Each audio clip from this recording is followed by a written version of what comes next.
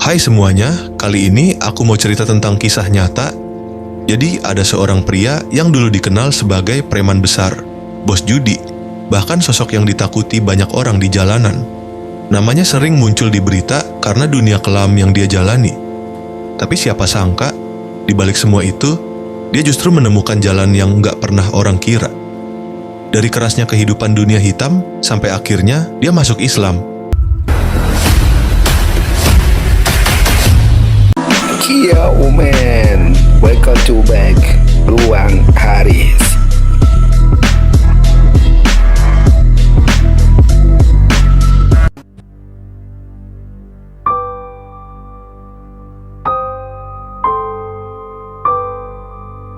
Anton Medan, mungkin nama ini tidak asing dari telinga orang Indonesia. Dia dikenal sebagai mantan perampok dan bandar judi kelas kakap. Tapi, gak semua orang tahu kalau dulunya itu nama aslinya dengan nama Tan Hock Liang dan akrab dipanggil Kok Lin. Ia lahir di Tebing Tinggi, Sumatera Utara, tanggal 1 Oktober 1957 sebagai anak kedua dari 17 bersaudara. Hidup keluarganya jauh dari kata cukup. Maka dari itu sejak kecil Anton udah harus bantu orang tua. Dia bersekolah hanya sempat 7 bulan di SD Tebing Tinggi sebelum akhirnya berhenti. Bukan karena malas, tapi karena harus jadi tulang punggung keluarga. Keluarganya yang miskin membuat Anton harus mencari pekerjaan. Dia mulai hidup sendiri di jalanan. Umurnya yang masih kecil, dia udah mencoba berbagai macam profesi buat bertahan hidup. Jalanan jadi tempat belajarnya. Dan dari kerasnya hidup di jalanan, Anton mulai kenal dunia gelap. Lambat laun, ia tumbuh jadi sosok yang ditakuti. Perampok, preman, bahkan bandar judi. Hidup Anton Medan memang gak pernah mudah. Saat di usia 12 tahun, anak-anak lain mungkin masih sekolah atau main-main bersama teman-temannya. Tapi Anton, dia sudah merantau dan jadi anak jalanan di terminal Tebing Tinggi. Sampai di sana, Anton bekerja jadi calo bus, tiap hari teriak-teriak cari penumpang, bantu narik orang masuk ke bus. Tapi nggak selalu dia dapat bayaran. Seringkali jasanya diabaikan. Dia teringat keluarganya di rumah. Wajah orang tua, adik-adik, dan kakaknya terus membayangi, menunggu kiriman uang darinya. Dia sangat sedih. Sampai suatu hari, Anton ribut sama supir bus. Gara-garanya sepele. Upahnya nggak dibayar. Karena merasa dipermainkan, juga soal harga diri, dan juga soal tanggung jawab pada keluarga, perang mulut pun terjadi. Emosi jadi meledak, dan tanpa pikir panjang, Anton mengambil balok kayu, menghantamkan ke kepala sang sopir. Peristiwa itu jadi titik awal dia berurusan dengan polisi. Tapi waktu itu Anton tidak merasa bersalah. Buat dia, itu bukan kriminal. Itu menuntut haknya, dan dia wajar melawan orang lebih besar darinya dengan balok kayu itu. Jalan hidupnya mulai menanjak, bukan ke arah yang baik, tapi ke dunia kelam yang akan membentuknya menjadi orang yang sangat ditakuti. Sighting kolos, hidup Anton ternyata nggak berhenti sampai di situ cobaannya.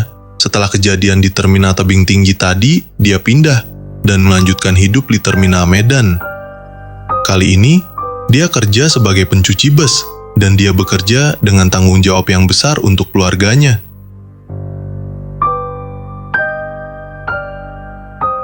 Dan tiba-tiba, seperti kejadian dulu terulang lagi. Sudah bekerja keras, berharap dapat upah layak, tapi justru ditindas. Anton yang masih umur 13 tahun saat itu, dia hanya bersabar di tempat kerja barunya. Berselang beberapa hari kemudian, Anton sangat membutuhkan uang. Dia terpaksa pergi mengambil uang simpanannya, hasil kerja siang malam yang ia simpan di tempat rahasia. Rupanya, tempat yang ia simpan ditemukan oleh orang lain. Uangnya diambil.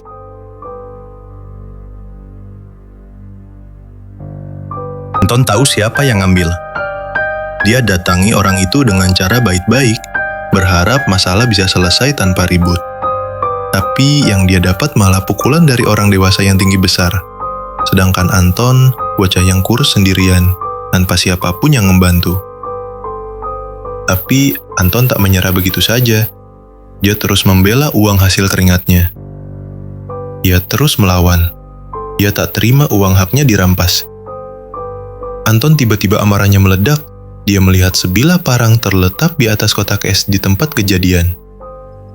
Tanpa pikir panjang, Anton mengambilnya dan membacok orang yang memukulnya.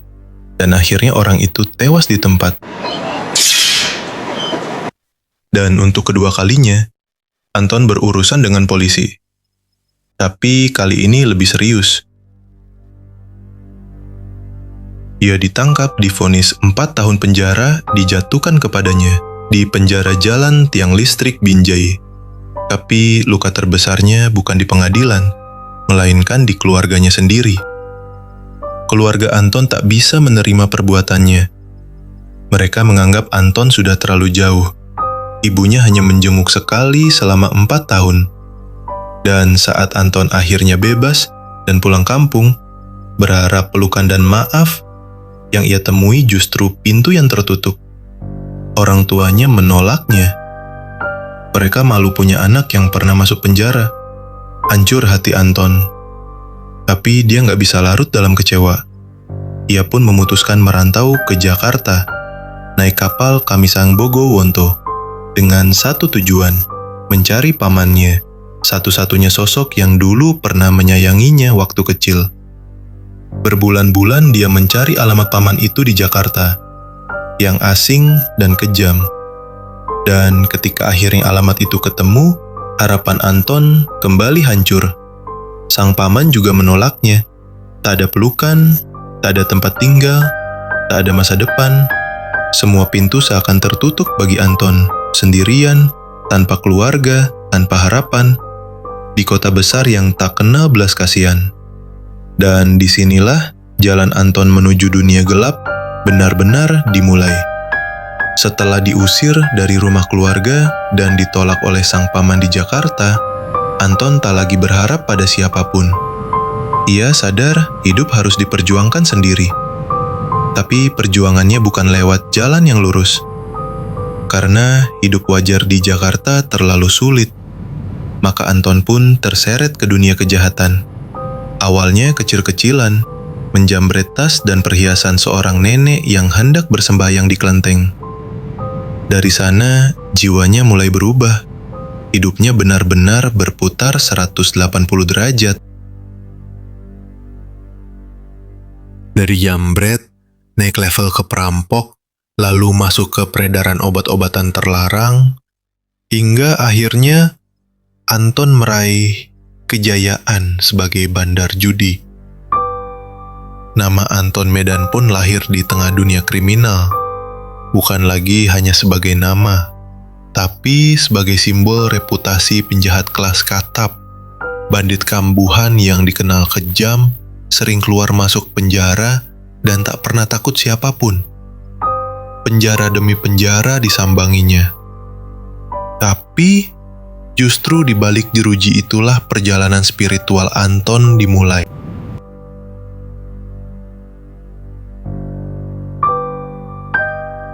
Anton terlahir dalam keluarga Buddha, lalu sempat beralih ke Kristen. Tapi ketika di penjara, ia mulai bersentuhan dengan Islam.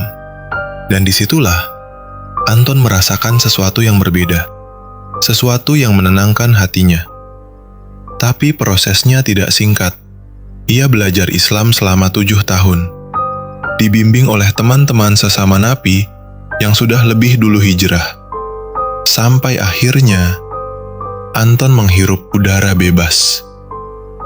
Dengan tekad baru, ingin berbuat baik, ingin hidup lurus. Tapi jalan menuju kebaikan tak semudah itu. Begitu keluar penjara, Anton dihadapkan pada pilihan pahit. Dia disuruh bantu polisi atau ditembak mati.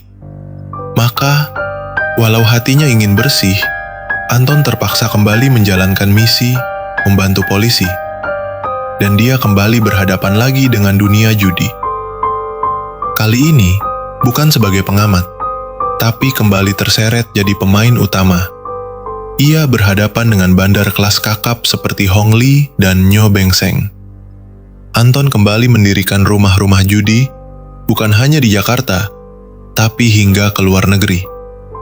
Ia kembali jadi mafia, raja judi, penguasa dunia malam. Namun, roda kehidupan selalu berputar. Anton kalah, bermiliar-miliar rupiah raib di meja judi.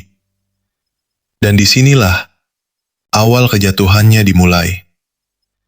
Setelah kejatuhan besar karena kalah miliaran di meja judi, Anton akhirnya benar-benar tersadar. Ia mulai menata hidup kembali. Bukan lagi sebagai mafia, bukan lagi sebagai raja judi, tapi sebagai manusia biasa yang ingin hidup apa adanya dan bermanfaat untuk sesama. Ia teringat pada niat lama yang dulu sempat tenggelam, mengabdi kepada masyarakat. Untuk itu, ia pun berkenalan dengan KH Zainuddin MZ. Di hadapan tokoh besar itu, Anton bicara apa adanya. Saya dulu penjahat, bajingan, semua ada di saya. Toko emas mana yang gak saya rampok? Saya sudah merasakan penjara total 18 tahun 7 bulan. Keluar masuk dengan kasus yang berbeda. Saya cuma ingin para napi bisa bertaubat, seperti saya. Kota kini, Anton Medan yang sudah mengganti namanya menjadi Muhammad Ramdan Effendi, menjadi pendakwah khusus di dalam penjara. Dari balik jeruji yang dulu jadi tempat ia menjalani hukuman, kini ia menyebarkan cahaya, mengajak para napi untuk berubah. Tapi jalan menuju Islam tak mudah bagi Anton. Bayangkan saja, 3 kali dia ditolak masuk Islam. Alasannya, karena latar belakangnya sebagai penjahat kelas berat. Mereka khawatir Anton hanya pura-pura, hanya menjadikan Islam sebagai kedok. Namun Anton tidak menyerah. Akhirnya, di bulan Ramadan 1992, Anton menghadap langsung ke Zainuddin MZ dan meminta dituntun mengucap syahadat. Tepat setelah nuzulul Quran, Anton resmi menjadi mualaf. 3 hari setelah itu, ia langsung berangkat umrah bersama Zainuddin MZ, Nur Iskandar SQ, dan Habib Idrus Zamalul Lail. Anton tak main-main. Selama bertahun-tahun di penjara, ia belajar Islam dari berbagai ormas.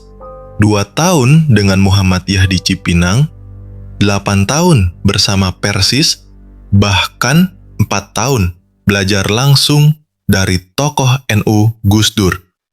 Dia menyerap semuanya, mencari yang hakiki, bukan hanya simbolik. Untuk menunjukkan keseriusannya, Anton bersama para tokoh besar dan Pangdam Jaya saat itu mendirikan Majelis Talim At-Taibin pada 10 Juni 1994. Majelis ini jadi rumah harapan bagi mantan napi dan pengangguran agar mereka bisa kembali ke jalan yang benar. Tak lama, majelis ini pun resmi jadi yayasan berbadan hukum. Anton juga membangun masjid yang ia namai Masjid Jami Tan Hock Liang, mengambil dari nama lahirnya sendiri, sebagai bentuk pengakuan bahwa ia tak malu pada masa lalunya. Di sekitar masjid itu berdiri pesantren At-Taibin, yang menampung ratusan santri dari Jakarta dan sekitarnya, dan semuanya dibangun dari dana pribadinya. Dia bahkan naik haji sekali dan umrah hingga 16 kali. Semua dari hasil usaha halal, mulai dari bisnis futsal hingga usaha kecil-kecilan lainnya.